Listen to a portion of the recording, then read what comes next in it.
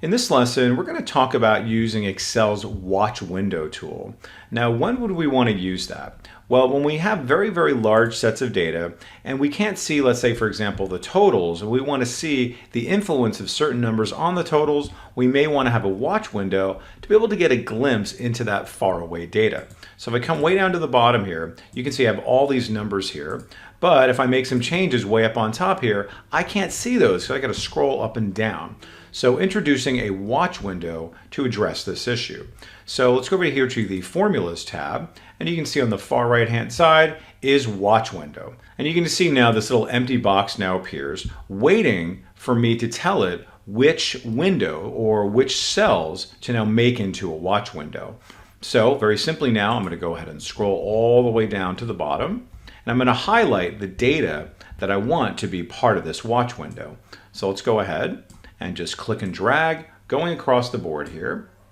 And now very simply I'm going to say add watch, and then it confirms it right there. I'm going to click OK. And we can see here we have B185, C185, D185, all these here that I've just selected. And you'll also notice that there's this column called name. And notice how two of these have names, the other ones do not.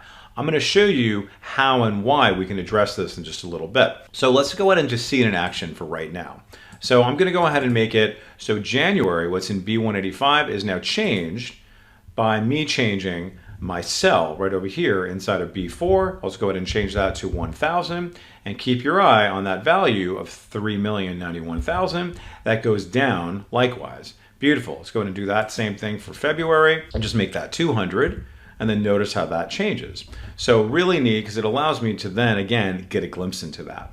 But now sometimes it can be a little bit hard to read, a little bit confusing. Why? Because you know what? I don't know what D185 is. I don't know what E185 is.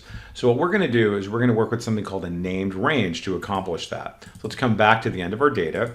And all I'm going to do is simply click on D185 and then go over to here to this what we call our name box. I click on that, and this is going to be my March total. So I'm going to just type out MAR and then total.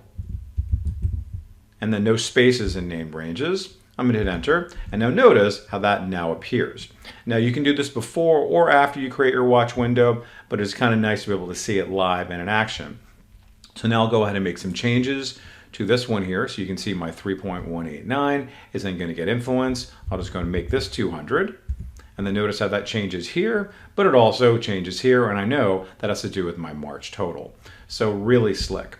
Now, if you don't want this covering up all your data and you want it on its own kind of separate pane, you can always kind of drag it and then it slightly kind of shifts right into place and you can see it right there, and I'll be able to scroll up and down to be able to see all my watch window likewise. Now, if you want to change that again, you can go ahead and either close it altogether, or you can click on this little drop-down menu and then move it, and then just simply click and drag it wherever you want it. All right, so hopefully you see the value in that. Very, very helpful, especially when you have large data sets that are changing all the time.